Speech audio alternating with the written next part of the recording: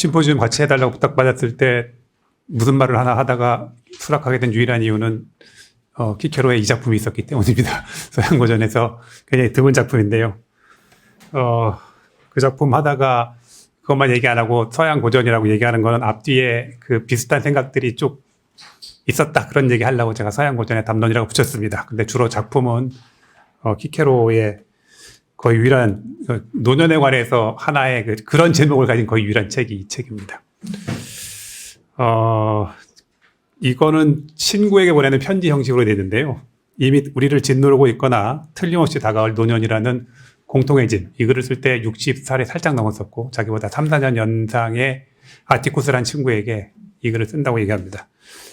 이때 나중에 민은경 선생님이 얘기했겠지만 정치적으로 전 주변 밀려 있었고요. 가족사적으로도 어려운 일이 있었고 뭐 거기에다가 아마 제 추측으로는 생물학적으로도 야 내가 나이를 먹는구나 이런 삼중의 고민 이런 것들이 모여서 글을 하나 쓰고 서로 위로하고 그래서 자기는 쓰는 동안에 마음이 많이 가벼워졌고 노년에 대해서 즐거움을 느끼기까지 했다라고 그러니까 실제로 자기 설득이 글을 쓰면서 작동을 했습니다. 노년과 성격, 나이 때문이라고 사람들 말하는데 사실은 나이 때문이 아니라 성격 때문이다. 이건 뭐 플라톤의 케팔로스에 나오는 겁니다. 네가 성격이 안 좋아서 노년이 나쁜 거지. 성격이 괜찮으면 노년도 견딜만해. 뭐 이런 얘기입니다. 그래서 혹시 그런 것에 주의해서 보시면 알겠지만 굉장히 법적이고 그 군사적인 용어가 많이 나옵니다. 최선의 무기, 뭐 이렇게 변호해야 돼, 뭐 권리를 찾아야 돼, 뭐 이런 얘기 많이 나오는데요. 그 로마적이라도 그렇습니다. 아마 똑같은 얘기를 그리스적으로 했으면 그렇게까지 전투적으로 하진 않았을 텐데 키케로 읽다 보면 그런 것들이 많이 나옵니다. 예, 그래서 노년에 관한 최선의 무기는 학문을 닦고 미덕을 실천하는 거다. 미덕이란 인생의 모든 시기를 통해 뭐 놀라운 결실을 가져주고 마지막까지 버리지 않는다. 그다음에 중요한 얘기는 이제 그렇게 미덕을 많이 쌓은 사람은 나중에 추억할 것이 많아진다. 그게 노년의 굉장히 중요한 요소다. 이렇게 말을 하는 겁니다. 그래서 사실은 본인은 직접적으로 얘기하지 않지만 서양 고전을 공부한 저로서는 이거 덕윤리적 자장 안에서 좀 덕윤리라는 지평하에서 노년도 논의되고 있는 거다. 이렇게 그러니까 읽다 보면 좀 우리처럼 덕없이 산 사람은 어떻게 하나 싶을 정도로 조금 전에 최선의 무기는 젊었을 때 잘 미덕을 닦는 거다 그러면 미덕 안 닦은 사람 어떡하란 말이냐 이런 어려움이 있습니다. 젊은 시절부터 덕을 연마하지 않은 사람들은 무기를 갖추지 못한 거니까 나처럼 키케로처럼 훌륭하지 않게 사는 사람은 아파할 수는 있지만 치료할 수는 없는 거 아니냐 이런 게 당연히 나옵니다. 안타까운 일이지만 그렇다는 게 덕론의 답입니다. 그래서 이 얘기는 사실은 노년의 자기 위로면서 동시에 젊은 세대에게는 그러니까 젊어서부터 훌륭하게 살아라는 권고입니다. 그래서 사진 갖고 온 것은 노년의 자기 위로이면서 동시에 노년에 고생하지 않으려면 젊을 때부터 훌륭하게 살아야 된단다. 이런 얘기하는 겁니다. 예, 그래서 본인이 얘기하지 않지만 제가 여러분에게 강조해야 되고 싶은 것은 그냥 노년에 관한 얘기만 하는 것이 아니라 노년 앞뒤로 있는 틀이 무엇인가 그러면 확실하게 우리가 덕윤리라고 부르던 인간성의 최대의 발휘는 덕의 발휘에서 성립한다. 이런 아이디어에 들어있습니다. 그래서 네 가지의 불평을 얘기하고 네 가지의 불평, 가장 많이 제기되는 노년에 관한 네 가지의 불평 하나하나를 반박하는 방식으로 하는데 그걸 소개해드리고 저는 서양고전 담론하니까 서양고전 담론에만 있고 그 이후에 담론에서 빠진 게 무엇이고 거꾸로 현대 담론에만 있고 옛날 담론에 없는 것이 무엇인지를 지적하는 방식으로 가겠습니다. 첫 번째, 노년부터는 활동이 줄어든다 그러는데 무슨 활동이 줄어드냐. 육체가 많이 필요한 활동은 줄어들지만 정신이 많이 쓰는 거는 줄어들지 않는다. 그래서 그것도 이제 젊음과 체력이 필요하지 않는 활동은 여전히 노인에게 열려 있다. 그래서 큰일은 민첩성이나 신체 기민성이 아니라 계획과 명망, 판단력에 의해서 이루어지고 이러한 자질들은 오히려 노년에 증가한다. 그리고 이때 사람들이 많이 인용한 것은 노년과 관련된 어원 중에 세나투스, 세나이트, 원로원이라고 번역되는 게 있는데 지금 이제 미국 같은 데는 상원은 하지 않습니까? 그게 다 이런 정치적 능력, 수기 능력 이런 게 뛰어나기 때문이다. 그래서 활동이 줄어든다는 얘기는 활동이 일반에 대해서 타락하지 않고 육체 쓰는 거는 좀 줄어들지 모르지만 정신 쓰는 거는 오히려 괜찮다. 그러니까 이것 때문에 불평하는 사람은 잘못 산 사람이다. 이런 얘기하는 겁니다. 기억력이 감퇴된다고 말하는데 기억력은 감퇴되지 않는다. 열성과 관심 갖고 있으면 노인들은 지적 능력 그대로고요. 그냥 굉장히 재밌는 일 얘기하는데 자기가 보물을 어디다 숨겨놨는지 잊어본 사람 본 적이 없다고 얘기합니다. 그래서 우리 식으로 번역하면 예금 통장이 어디 있는지를 잊어버리는 절대로 없다고 얘기해서 이게 딴 잊어버려도 좋은 건 잊어버리는데 정말 핵심적인 사안의 중요성을 갖는 거는 잊어버리지 않는다라고 응수합니다. 그래서 로마 농부의 예를 얘기하고 이제 이 사람이 종종 이 사람 책을 읽다 보면 그리스 철학에 대해서 자기 로마적인 것들 좀 강조하려고 하는 대목이 있어서 내가 가끔 로마 농부 얘기를 많이 하고 이제 로마적인 농경 얘기를 많이 하는데요. 마지막에 이런 얘기를 합니다. 농부들 중에는 지금 나무를 심는데 나이 들어서 나무를 심는 사람은 이 나무를 심어서 이 결실이 자기에게 오지 않는다는 걸 뻔히 알면서 나무를 심는다. 그런 사람들 어떻게 해야 할 것이냐. 그래서 인간에게는 자신의 생물학적 죽음 너머의 이익에 관한 진지한 관심도 있다. 이거 나는 이 결실을 누리지 못하지만 내 후손들은 이 결실을 누리라 그래서 그걸 넘어서는 계기가 있다. 그래서 활동 줄어든다 그러는데 그 활동이 줄어들려면 이거 해봐야 나한테 이익이 없다. 이렇게 생각해야 되는데 인간이 꼭 그렇게만 생각하는 게 아니다. 그래서 개인적 이익을 넘어서는 활동은 여전히 할 수 있다. 뭐 이런 아이디어로 이제 말하자면 활동이 줄어든다는 얘기를 이제 반론을 합니다.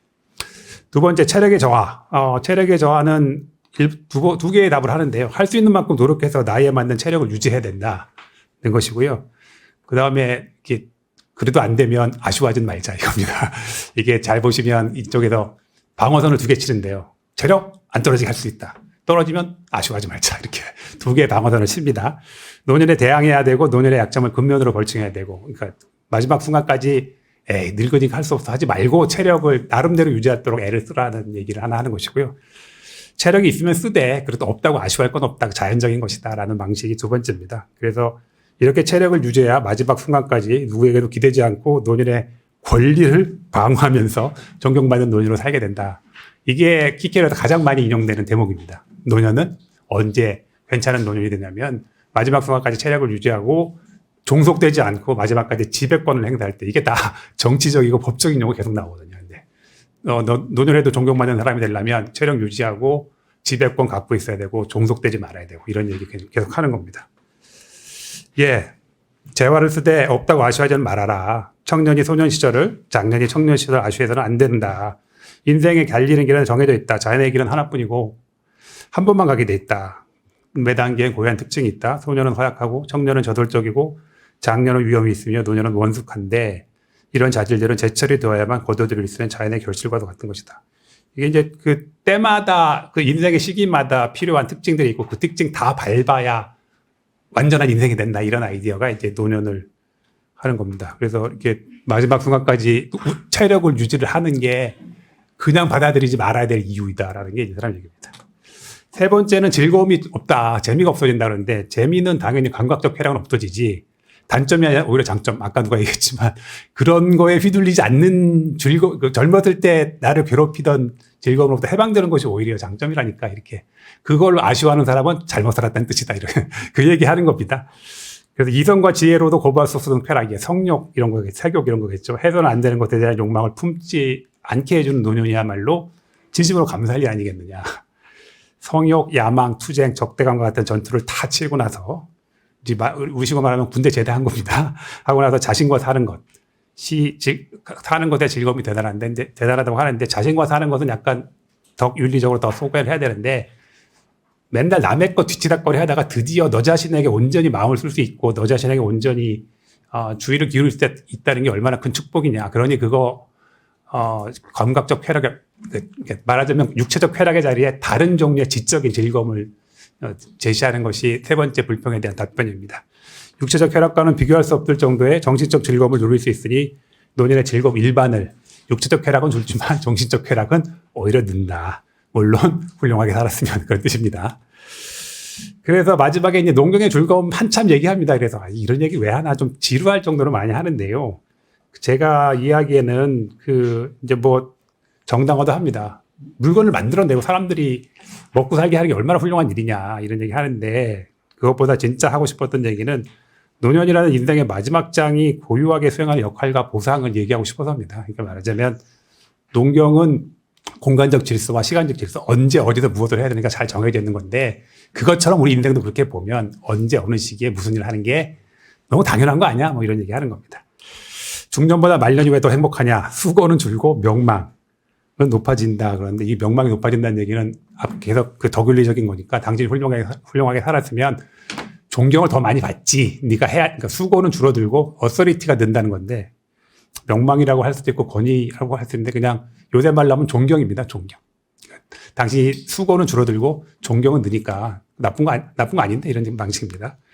그래서 그 지금 말했던 이 존경 혹은 뭐 어서리티 이런 것들은 논의의 정점이고 명예롭게 살아왔던 지난 세월의 마지막 결실이고 공적으로 훌륭한 삶을 살아오신 분이 갖는 권위와 명망 또 그에 대한 마땅한 존경이 그 어떤 육체적 쾌락과도 견줄 수 없는 보상이다. 프리미엄이다라고 얘기합니다. 그러니까 이게 개판으로 살아온 사람에게는 당연히 적용되지 않는 것이라는 건 너무 분명하죠. 그런데 하여간 이 사람의 모범으로 삼는 것은 로마 귀족 성인 남성의 그래도 재산이 어느 정도 있는 사람, 그다음에 공적 활동으로 존경을 받을 만한 업적이 있는 사람이 주로 모델이 되고 있습니다. 그래서 이걸 읽으면 사람들이 잘못 생각할 수 있는데 대부분의 사람들은 이렇게 훌륭하게 살지 않고 특히 여성의 목소리는 전혀 반영되지 않고 그런데 하여간 적어도 이 글을 쓰는 키케로는 그래 나 그 카틸리나도 잡아냈고 모두 잡아냈고 그걸 상기하면서 자기의 그 난점을 벗어나고 있는 중입니다. 그러니까 이 얘기 그냥 하면 이거 우리랑 너무 동떨어진 얘기라고 생각할 수 있는데요. 근본적으로는 덕윤리적 입장에서 그러니까 당신도 나중에 존경받을 만한 일을 젊을 때 많이 하셔야 됩니다라는 젊은이에게 대한 호소를 읽으시면 그렇게 읽을 수 있습니다. 당연히 요새처럼 대중들에게 호소력 있는 말은 아닙니다. 이건 뭐 받아들여야죠. 훌륭하게 삽시다. 그냥. 마지막 죽음. 사람들을 가장 불안하게 하는 것은 임박한 죽음. 노년을 사람들이 생각하기 싫어하는 이유 중에 하나가 노년과 죽음 바로 연결되는 것 때문이라는 겁니다. 그래서 이 뒤에 얘기는 사실은 좀 우리가 읽으면 좀 과도한데요. 그토록 오래 살면서 죽음은 무시해도 좋은 것 혹은 대수롭지 않게 여겨야 될 것이라는 걸 깨닫지 못했다면 참으로 안타까운 일이다 라고 얘기를 합니다. 그래서 여기서부터는 이게 뭔 소리야 이런 생각이 좀 듭니다. 그래서 사실 여기도 두 단계로 나오는데요. 죽음 이후의 영혼의 지속에 대한 믿음이 강력하게 나옵니다. 그리고 그것의 삶에 대한 논변이 하나 나오고 그 다음에 여기도 이 논변이 무너지면 2차 방어선이 있다. 자연의 순리라는 방어선이다. 이렇게 두 단계로 갑니다. 이제 일단 자연과의 조화부터 먼저 얘기할게요. 자연과 조화를 이루는 것은 무엇이든 선으로 간주해야 되는데 노인들에게 죽는 것보다 자연과 조화를 이루는 것은 없으니까 이거 싫어할 이유 근본적으로 없다. 이게 이제 철학적 위로입니다. 젊은이에게 죽음은 자연에 반하는 폭력적인 구속이 있지만 노인에겐 때에 맞는 완숙 마투리타스가 목숨을 앗아가는 거니까 젊은 사람 죽이려면 굉장한 폭력이 가해져야 되고요. 노년은 그렇게 폭력 가해지지 않고 잘 익은 과일이 떨어지듯이 쭉 떨어지는 거니까 이게 뭐 이상하냐 이라는 방식입니다. 따라가기 쉽지 않으시죠?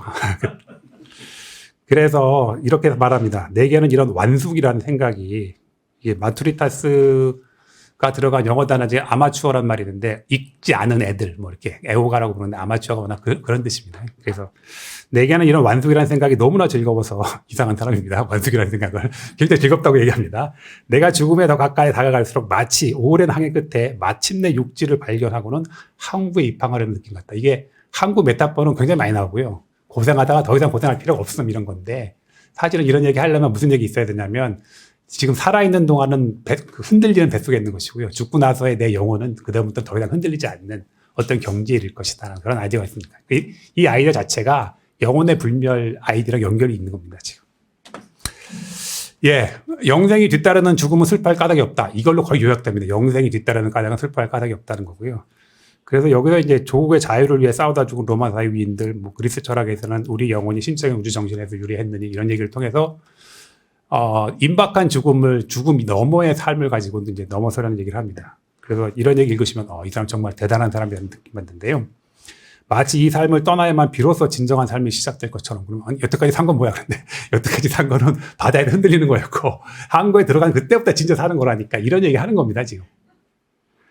아무튼 영원히 불멸이라는 것이 사실이 아니라면 가장 훌륭한 사람들의 영혼은 불멸의 영광을 얻기 위해서 그토록 열심히 노력하지 않았을 거예요. 그러니까 이 불멸의 아이디어는 사실 플라톤부터 와서 인간에게 허락된 두 가지 불멸의 방식이 있으니 신들처럼 영원히 살 수는 없고 두 가지 불멸 방식이 있으니 하나는 생식, 나는 없어지지만 나의 똑같은 DNA를 가진 사람을 남기는 거고 두 번째가 그 유명한 명예를 통한 불멸입니다. 그러니까 말하자면 시인이 작품으로서 기억되는 시인이거나 불멸의 이순신처럼 공을 세워서 기록되거나 그런 얘기를 하는 거죠. 그러니까 가장 훌륭한 사람들의 영혼이 불멸의 영광을 얻기 위해서 그러면 나는 죽지만 유피테르 신전에 내가 모셔져서 나를 후손들이 기억할 것이다. 그게 내 삶이 지속되는 방식이다. 그러고는 내가 여기서 내 목숨을 걸만하다. 이런 아이디어를 동원해서 노년에 임박한 죽음이 그렇게 무서운 게 아니다라고 얘기하는 것이 이제 마지막 얘기입니다. 그리고 이런 얘기를 근대 담론은 안 하죠. 그걸 얘기하겠습니다. 예, 구체적인 로마사의 위인들은 불멸의 경제에 올리고 살아있는 사람들의 진지한 노력을 불멸의 욕망과 결합시키죠. 이게 이제 말하자면 그걸 겁니다. 그래서 죽음이 더 이상 다음이 없는 끝이 아니고 읽어보면 정말 그런데 혼잡하고 혼탁한 세상을 떠나 신과 같은 영혼들의 모임과 공동체로 출발하는 사건임을 적어도 그렇게 사유할 을 설득하는 것이 네 번째 불평에 대한 답변입니다. 불멸 논변이 실패하더라도 적절할 때 죽는 게 자연스럽다는 방식으로 이제 두 번째 방어선으로 들어갑니다. 우리가 불멸의 존재가 되지 않을 것이라면 아니 이런 얘기 왜 해? 여태까지 불멸 열심히 얘기한 다음에 왜 이런 얘기 하냐면 고대 해석의 특징적이었던 그 다이렉티컬한 사유. 일단 1차 방어선, 2차 방어선, 3차 방어선은 그 다이렉티컬한 사유 때문에 그렇게 합니다. 그러니까 이 사람 왔다 갔다 한다고 생각하지 마시고요. 고전의 논증 방식 중에 일단 강한 거 하고 그거 무너지면 2차 방어선. 2차 방어선은 자연의 순리라는 겁니다. 우리가 불멸의 존재가 되지 않을 것이라면 그럼에도 불구하고 사람은 역시 적절할 때 죽는 것이 바람직하다네. 자연은 다른 모든 곳에도 그렇지만 삶에도 한계를 정해놓았기 때문일세. 그리고 노년은 인생이란 연극의 마지막 장인 만큼 거기서 기진맥진해지는 것은 피해야 된다. 라고 얘기를 해서 노년 고유의 의미가 있다는 것을 강조하는 방식으로 네 번째 불평을 만듭니다. 예, 노년에 고유한 의미가 있다. 이거를 이제 강조하는 것이 이제 결국은 키케로가 노년을 정당화하는 노년의 불평으로부터 빠져나오는 방식입니다. 드라마는 기승전결의 구조를 갖고 있듯이 인생도 청장 노년기인데 그 노년기 빼면 드라마 잘 안 된다. 기승 전까지만 하고 결혼이 빨리 끝나면 이게 안 되는 것처럼 이제 이 청년기, 장년기를 거쳐서 노년기에 잘 마무리하고 죽어야 인생이라는 드라마가 완성되는 거지. 그때 노년기를 가능한 축소하거나 없애거나 그러면 안 된다는 게 그 얘기입니다.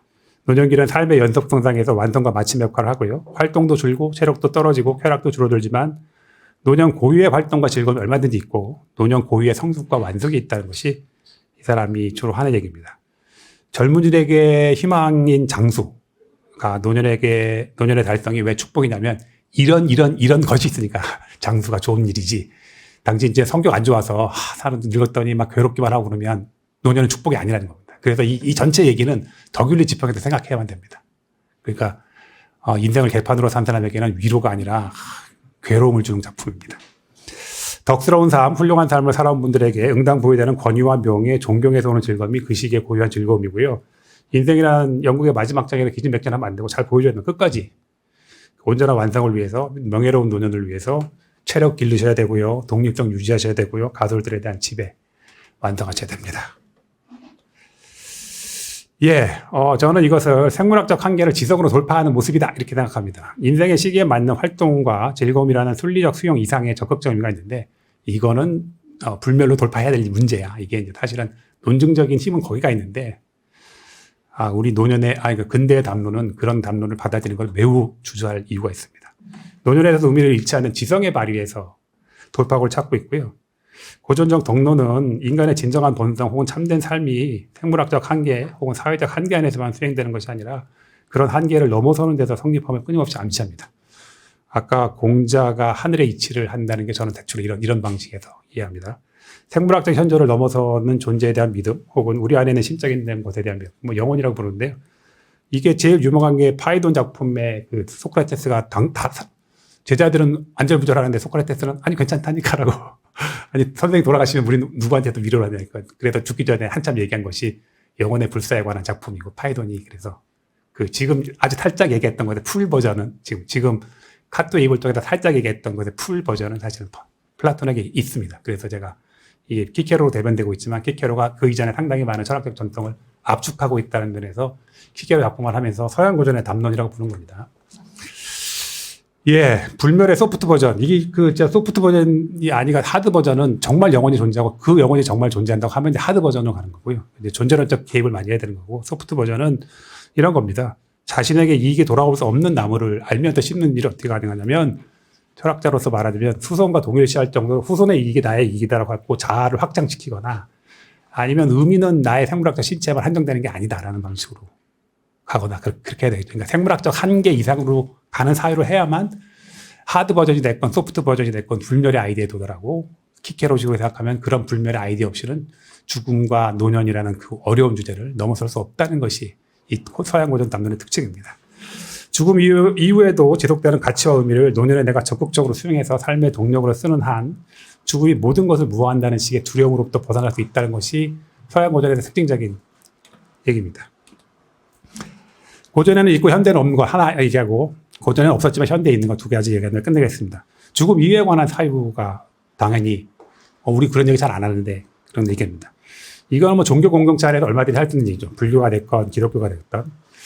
종교 공동체 내에서야 고유의 언어로 죽음과 죽음 이후의 존재에 대해서 얘기하고 죽음을 보다 열린 마음으로 맞게 할 수 있겠지만 적어도 공적인 장에서는 모든 노인들에게 얘기할 수 있는 담론은 아닌 것 같습니다. 왜 현대에서는 이런 논변이 공적 담론에서 사라지게 되었는가에 대한 철학적 설명은 이런 불멸의 아이디어가 기독교적으로 해석되는 중세를 거쳐서 기독교를 받아들이려 하는 근대로 가면서 이 고전에서 왔고 더 이상 기독교적으로 체면되지 않아도 되는 불멸 아이디어까지 다 버렸다는 것이 저의 설명입니다. 이건 뭐 더 자세히 듣고 싶은 분은 저의 중세철학 수업을 들으시면 됩니다. 네, 그러니까 그 소스들이 있는데 소스들이 변형되면서 뭘 버리면서 사실은 소프트 버전의 불면을 가져갈 수 있었는데 소프트 버전의 불면이라도 공적 담론에서 추방한 것이 이제 근대의 모습이었기 때문에 서양 고중세에서는 그토록 당연했던 불면의 담론은 더 이상 근대 공적 담론에서는 동원할 수 없는 담론이 되었습니다. 예, 그래서 저는 이게 현대인에게 노년을 이해하는 중요한 지적 자원 하나에 대한 접근을 어렵게 만들고 있다고 평가하고요. 죽음 이후에 관한 담론은 특별히 근대가 멀리하고 싶은 종교적인 함의 없이도 가능하고요. 의미 있는 일인 것 같습니다. 그렇다면 이 지적 자원의 개발과 활용이 서양 고전의 담론으로부터 배울 수 있는 것 중 하나입니다. 우리가 이제 소프트 버전 말씀드리면 우리가 그 많이 하는 것처럼 호국 영령들이 나라를 지킨다가 소프트 버전입니다. 호국 영령이 정말 존재하는지 존재론적인 커미트먼트 없이 우리 다 좋은 말로 하잖아요. 그다음에 부모님 돌아가셨지만 부모님이 남긴 자식들이 다 있고 부모님이 뭐 이렇게 영혼의 존재를 그렇게 세게 믿지 않고 할 수 있는 말의 차원이 있는데 그거 개발하는 것이 현대 담론이 안 가지고 있지만 고전으로부터 배울 수 있는 거다라는 건 제 얘기입니다. 그 다음에 철학적으로 좀 얘기한 건데 그냥 빨리 넘어가겠습니다. 그러니까 서양 고중대에서 널리 받아들여졌던 목적론적 사고는 죽음이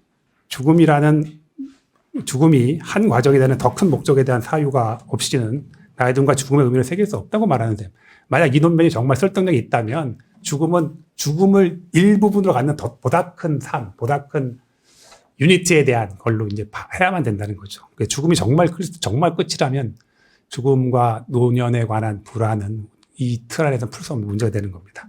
노년의 의미 혹은 인생의 의미, 사회적 의미의 연결망이나 죽음 이후에 가능한 존재에 관한 생각은 근대 이후의 공적 담론이 취했던 전략처럼 각자 자신이 선택한 가치관에 따라 알아서 해결해야 될 문제로 내버려 두어야 할지 아니면 고전에서처럼 이거 다시 활용해야 할지는 이제 다른 문제입니다. 근데 제가 조금 전에 말씀드린 것처럼 서양 근대가 이 담론을 포기했던 이유가 있습니다. 철학가적 이유가 있습니다.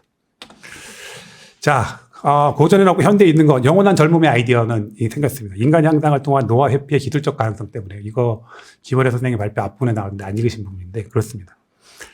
이 얘기를 가장 인상적으로 표현한 사람은 유발 하랄입니다. 성공은 야망을 낳는다. 인류는 지금까지 이룩한 성취를 짓고 더 과감한 목표를 향해 나아갈 것이다. 전례 없는 수준의 번영, 건강, 평화를 얻은 인류의 다음 목표는 과거의 기록과 현재의 가치들을 고려할 때 불멸, 행복, 신성이 될 것이다. 굶주림, 질병, 폭력으로부터 인한 사망률을 줄인 다음에 할 일은 노화와 죽음 그 자체를 극복하는 길이다. 실제로 가고 있습니다. 노화를 극복하는 아주 일상적인 예는 임플란트입니다. 아까 이종욱 선생님께서 얘기하셨던 것처럼. 근데 임플란트보다 훨씬 더 센 수준으로 올라가기 시작하면 노인성 인지기능 장애를 극복하는 약을 먹을 수 있을 것이고요. 기타 등 나을 것입니다. 그래서 이 책의 제목이 호모 데우스인 이유는 지금까지 우리가 살아왔던 호모 사피엔스라는 생물학적 토대가 바뀌는 시기에 와 있다. 그래서 호모 사피엔스 종이 조만간 호모 데우스 종이 될 것 같은데 어쩌면 좋아. 유발 하랄리는 인간의 욕심을 보고 때 갈 길을 막을 수는 없고 방향만 좀 좋은 대로 할 수 있는 게 지금 우리가 할 수 있는 일이다. 이런 이야기입니다. 예, 노화는 삶의 당연한 일부로 받아들여야 할 것. 이게 고전, 우리가 그때까지 공부했던 키케로 얘기였는데요. 보다 높은 삶의 질, 신적인 차원으로 업그레이드되는 삶을 위해서 가능한 한 없애거나 축소해야 될 것. 이게 노년 담론은 없는데요. 노년 담론에 굉장히 강한 영향력을 끼치고 있는 겁니다. 사람들이 왜 노화에 대해서 얘기하기 싫어하고 기타 등등 가능한 그 노년을 축소하고 싶어하고 이것들에 관해서는 다 영원한 젊음의 신화가 작동하고 있기 때문이라는 게 제 얘기입니다. 고전적 담론이 전제했던 생물학적 토대가 더 이상 당연하지 않고요. 자연이 하는 일과 인간이 하는 일의 경계가 이전과는 다르게 설정되고 있습니다. 노년의 의미를 새기는 일이 아니라 아예 노년이 없거나 최소한된 삶을 만들어내는 쪽에 집중할 것입니다. 그 있는 사진은 로지라는 버추얼 가상인간? 이 사람이 뭐 그 광고도 따고 최근 CNN에서 사람들이 이런 거 너무 열중하는 거 아니야? 걱정하는 기사도 나오고 했다. 그 얘기입니다. 그래서 영원히 늙지 않는 가상인간 로지는 그거 열광했던 사람들은 나이를 먹고 있는데 혼자만 늙지 않은 로지와 백하나를 보면 백하나는 101을 이렇게 한국말로 풀어서 이거 무슨 티칭하는 가상인간 최근에 만들었더라고요. 사람들은 위안을 얻게 될까 아니면 더 좌절할까. 아마 통계 기술이 잘 발달하면 저런 가상인간의 존재와 활동이 우리의 우울증을 0.1% 늘렸다든지 자살률을 0.3% 올렸다든지 이런 게 가능할지 모르지만 그래서 저는 옛날에 생물학적 한계를 죽음 이후에 불멸 아이디로 극복했던 과는 다르게 지금은 생물학적 한계를 기술적으로 극복하는 게 우리의 선언지가 되었습니다. 로지의 AI적 기반이죠. AI가 만들어낸 존재입니다. 로지는. 백하나도 그렇고요. 우리 인간의 생물학적 토대가 무엇을 합적하는지 깨닫는 순간이 오면 우리의 존재가 영원히 늙지 않는 실리콘 기반의 존재가 되기를 바랄 것인가. 저는 그렇게 생각하지 않습니다. 그리고 저는 지금 로지에 열광하는 세대가 한 30년이 지나서 로지는 영원한 22살이고 자기만 늙은 걸 보면 자살률을 높이거나 우울증 높이는 데 기여하지 결코 우리의 삶을 평안하게 만들지 않을 거라고 저는 믿고 있습니다. 노년과 나이 듦의 의미를 어떻게 새기는가의 문제는 결국 우리가 휴머니티를 어떻게 이해하고 있는지에 달린 문제라고 생각합니다. 노년과 죽음을 자연스러운 일부, 고유한 의미를 가진 일부로 기승전결의 결에 해당하는 그걸로 받아들여야 할지 아니면 기술적으로 가능하다면 가능한 한 회피하거나 축소하는 것이 적절하다고 판단할지 하는 문제고요.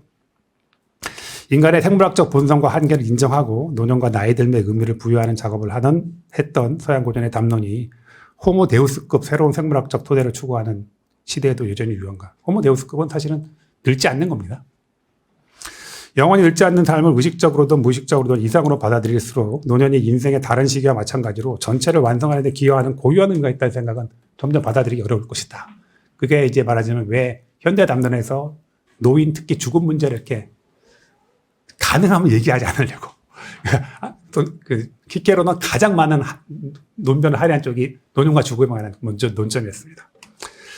자, 새로운 담론 끝내겠습니다. 나이 듦에 관련한 고전적 사회방식에서 무엇을 배울 수 있고 무엇은 더 이상 수용할 수 없는지에 관한 문제는 아마도 각자가 인간성을 어떻게 이해하고 무엇을 가치 있는 삶으로 생각하느냐에 따라 달리 판단될 것입니다. 물론 단순히 이전 시기로 돌아갈 수는 없고요. 인구의 대다수가 제가 이번에 좀 했더니 우리가 살고 있는 시대가 대단히 특별한 시대다. 인구의 대다수가 노령으로 죽는 시대에 살고 있다 그러는데 거꾸로 생각해보면 그 전에 전쟁으로 죽거나 병으로 죽거나 그래서 장수해서 죽는 경우가 굉장히 드문데 지금은 인구의 대다수가